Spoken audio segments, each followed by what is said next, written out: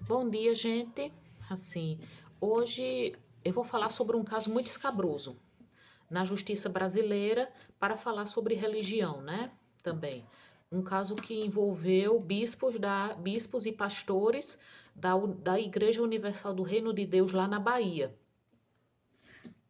E quero fazer um paralelo. Mas antes, assim, eu gostaria de explicar a Richard Fox, que eu não vou poder mostrar nenhuma das duas gatas, porque uma, uma tá no telhado e a outra tá na árvore. Então não vou poder trazê-las aqui. Aí, antes de falar sobre o caso Lucas Terra, que foi um caso assim que a família lutou durante 22 anos para que finalmente houvesse justiça e condenação dos assassinos. Aí eu queria falar um pouco sobre as histórias de Jó e de José no Egito, histórias bíblicas. Minha mãe me aconselhava muito quando eu estava enfrentando problemas, né, de angústia, achando a vida injusta. Minha mãe dizia muito: veja José no Egito, Atenea. Ele foi vendido pelos próprios irmãos, foi escravo, foi preso injustamente, ficou um tempo na prisão, mas no final veja como ele venceu. Tudo ocorre com um propósito. Então vamos falar no caso Lucas Terra, que me rendeu muita pesquisa, né? Eu pesquisei na Wikipédia, mas eu saliento que alguns dados que eu peguei na Wikipédia estão desatualizados. Eu vi nas mídias sociais, assisti a 3 vídeos no YouTube sobre o caso. E eu soube ontem que o júri, né, nesse mês de abril, os assassinos dele foram finalmente condenados. Mas a família teve que lutar durante mais de 20 anos. Aí vamos falar sobre o caso Lucas Terra, tudo que eu pesquisei. Assim, Lucas Vargas Terra era um rapaz de 14 anos, um membro ativo da Igreja Universal do Reino de Deus, um jovem muito religioso que sonhava ser pastor. Ele tinha apenas 14 anos e em 21 de março ele desapareceu. Né? Assim, e quando ele desapareceu, pelo que eu vi no programa Linha Direta, Justiça, o pai dele assim ficou preocupado porque Lucas era um rapaz muito obediente que não dava trabalho à família, que quando ele ia voltar mais tarde, ele avisava o pai. A mãe dele estava na Itália nessa época, ele estava na Bahia vivendo com o pai. Era o filho mais novo de uma família de 3 filhos. Assim, Lucas, aí o pai iniciou uma grande campanha para encontrar o filho. Aí encontraram um corpo, aí encontraram um corpo totalmente carbonizado dentro de um caixote. Um corpo que depois foi identificado como sendo o de Lucas Terra. E assim, ele teria sofrido abuso sexual, sido asfixiado e seu corpo teria sido carbonizado. Ou ele foi queimado vivo, não se tem certeza. Não se tem certeza. É, Aí o que aconteceu? O caso apareceu no linha direta na Globo, né? O corpo foi encontrado em um caixote, num terreno baldio. E assim, o que eu vi no caso Linha Direta sobre Lucas Terra, assim, ele chamou a atenção de um pastor chamado Silvio Galiza. Silvio Galiza, aliás, ele já teria sido afastado de outras igrejas da mesma sede, da Universal, por comportamento impróprio. Ele teria sido apelidado de secretário do diabo. Ele ficou totalmente obcecado com Lucas Terra. Ele não gostava que Lucas se aproximasse das outras meninas. E muitas vezes ele chamava Lucas para dormir na igreja, né? E assim ele afastava Lucas dos outros jovens e dormia com ele na mesma cama. Carlos Terra, pai de Lucas Terra, disse que não sabia disso. Aí, quando o povo da Universal soube que Lucas dormia com Galiza na mesma cama, aí ele foi afastado, mas mesmo assim ele continuou frequentando os cultos e continuou próximo a Lucas Terra. E veja bem, aí no dia 21 de março, Lucas desapareceu e a família dele iniciou uma verdadeira campanha de busca. E depois que seu corpo foi encontrado, aí foi uma longa batalha da família pela justiça, né? Assim, no começo, né, quando Galiza foi acusado, apenas Galiza foi condenado e a Universal foi condenada por danos morais e pagou 2 milhões de reais à família, não é? E muitas testemunhas, assim, que eram da igreja, afirmam que que depuseram contra Galiza disseram que foram ameaçadas por outros membros da igreja. Terrível isso. Uhum.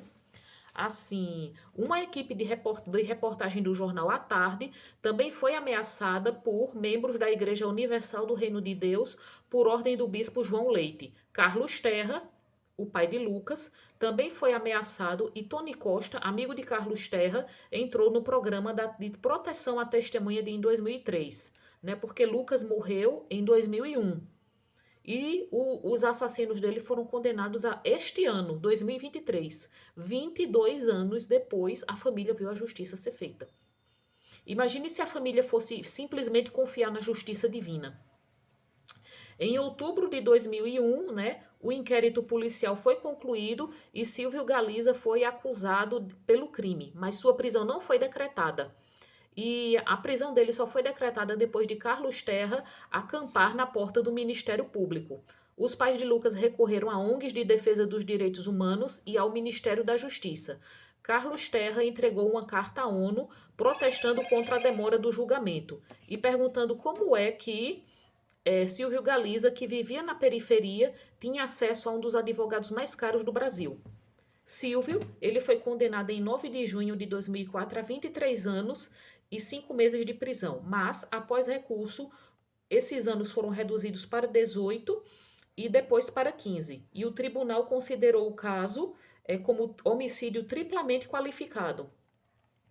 O Linha Direta entrevistou Galiza em 2006. Galiza alegou sua inocência, muita gente disse que ele nunca demonstrou a menor emoção, né? E ele acusou outros 3 membros da igreja: o bispo Fernando Aparecido da Silva, o pastor Joel Miranda Macedo e o segurança Luiz Cláudio. E segundo Galiza, Lucas Terra teria sido assassinado por contar a ele que vira Joel Miranda e Fernando Aparecido fazendo sexo. Em fevereiro de 2008 foi aberto um processo contra Fernando Aparecido, que foi preso após um tempo foragido, e contra Joel Miranda, que permaneceu foragido. 18 meses depois, os dois receberam habeas corpus. Fernando e Joel foram inocentados em novembro de 2013, pois a juíza alegou falta de provas.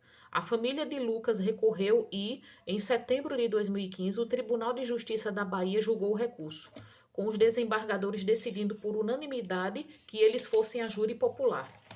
A defesa de Fernando e Joel recorreu e, em novembro de 2018, o ministro Ricardo Lewandowski, do Supremo Tribunal Federal, anulou a decisão do Tribunal de Justiça da Bahia. Carlos Terra continuou fazendo campanha pedindo julgamento pelo júri popular, até morrer em fevereiro de 2019. Segundo eu sei, foi de cirrose hepática. E no último recurso, o Supremo Tribunal Federal decidiu, em setembro de 2019, que os acusados iriam a júri popular. Consta, assim, pelo que eu vi em outros vídeos falando sobre a vida dos assassinos de Lucas Terra, que Silvio Galiza ele se apresentava nas mídias sociais como pastor da Universal e estudante e estagiário de Direito. Vejam só. Em 2009 foi lançado um documentário sobre o caso, escrito e dirigido por Carlos Facton, né? E em 2016 foi lançado o livro Lucas Terra, Traído pela Obediência, escrito por Carlos Terra. Em 2019 foi lançada a continuação do primeiro livro, Traído pela Obediência, escrito por Carlos e Marion Terra, mãe de Lucas Terra. Aí o que é que a gente pensa desse caso, comparando com a história de José do Egito? Que muitas vezes a gente ouve, não se preocupe, que Deus fará justiça, tudo acontece com um propósito, né? E veja só, Lucas Terra foi morto por homens de Deus, por pessoas que a gente chamaria de homens de Deus. E vejamos também, será que eles tinham Deus no coração, os assassinos de Lucas Terra? Outra coisa, a questão do propósito divino. Com que propósito aconteceu uma coisa sórdida dessas? É uma história muito sórdida, monstruosa, escabrosa. Um jovem de 14 anos com toda uma vida pela frente teve toda a sua vida interrompida. Hoje ele seria um homem de 30 e poucos anos, com certeza ele teria sua própria família. E o que a gente viu sobre isso também, que a Igreja Universal ameaçou membros da igreja se eles depusessem. Isso é uma máfia. Eu sei que eu vou desagradar muita gente dizendo isso. Vão dizer, ai, mas é porque não eram verdadeiros homens de Deus. O que a história dessas também prova, que o fato de uma pessoa ser religiosa ou dizer que tem fé em Deus não a torna melhor do que ninguém. Aí eu penso, quando falam sobre histórias como a de Jó, ai, que Jó foi grandemente recompensado, ai, José no Egito foi escravo, foi preso, mas depois se tornou o segundo homem mais importante do Egito. A gente vê isso acontecer na vida real, vê? Não, a gente não vê. O que a gente vê é que se não houver justiça humana, nenhuma justiça haverá, como já disse Kennedy Litaif, que apresenta do canal O Mago do Realismo. Essa história de Lucas Terra é uma mancha. Se a família não tivesse ido à luta, teria sido mais um desses crimes que a gente vê ficar impunes. A família precisou lutar, só viu a condenação dos assassinos depois de 22 anos. E qual é o propósito de uma história dessas acontecer? Qual é o propósito de tantas crianças serem abusadas? Ai, o povo diz, ai, tudo acontece com um propósito. Qual o propósito de acontecer o que aconteceu com Isabela Nardoni, com Henri Borel, com Bernardo Boldrini, com Daniela Pérez? Hein? Qual é o propósito? E eu digo uma coisa, eu não sou a favor da pena de morte, mas um caso como esse de Lucas Terra, eu não acho que os assassinos dele teriam direito à ressocialização. Para um caso desses, com um meio cruel, que muito provavelmente esse jovem foi abusado sexualmente antes de morrer, eu sou a favor de que deveria haver prisão perpétua. Deveria. Para gente que estupra, quem estupra uma vez estupra 1000. Eu só não sou a favor da pena de morte. E uma história dessas, qual é o propósito de uma história dessas? O suposto propósito divino. Porque os crentes adoram dizer, ai, tudo é com um propósito. Mas uma coisa, não há um propósito. Eu mesma já cansei de me perguntar qual é a razão das coisas acontecerem. Porque, muito provavelmente, não há uma razão. Simplesmente o que aconteceu foi que Lucas Terra deu o azar de estar no lugar errado, na hora errada, de encontrar as pessoas erradas. Ele não fez por onde morrer como morreu. Assim como muita gente não faz por onde ser estuprada, ser assassinada. Bom dia a todos.